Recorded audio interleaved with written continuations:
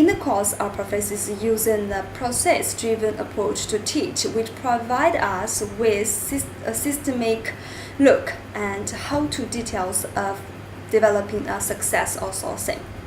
It does work. Thanks to the previous lecture, the after-class readings and the case studies, now I not only have a clue about what the outsourcing in fact is, but also why do we outsource, what to outsource, and who shall we outsource to.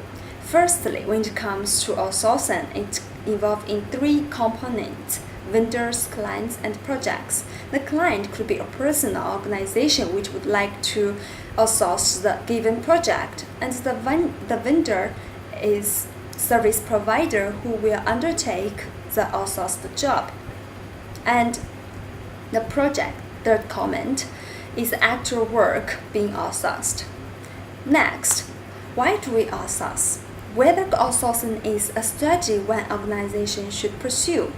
Besides considering the common factors such as cost saving and focusing on the core business, the organization should also take the strategic assessment seriously as well.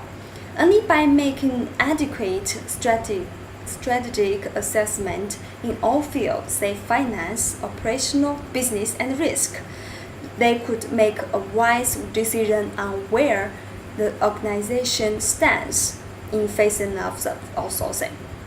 Then we move on to the scope.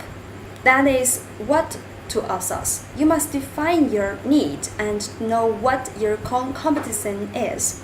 It is important for organizations to identify viable outsourcing process candidates, the appropriate outsourcing business model, and the document these requirements clearly.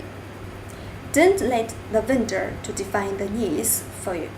That is a high stake you can't afford to lose.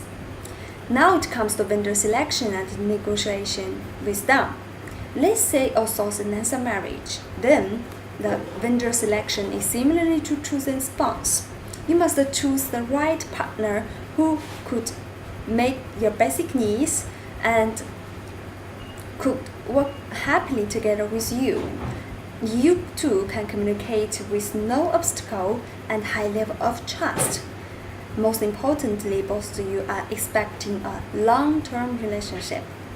Besides, there are plenty in-depth vendor assessment that you also involved in. Okay, next class we will learn something about the transition, and on the basis of the above three classes, I can't wait to know more about how to get established the win-win relationship between the vendor and the clients. So let's continue to the exciting and enriching journey together.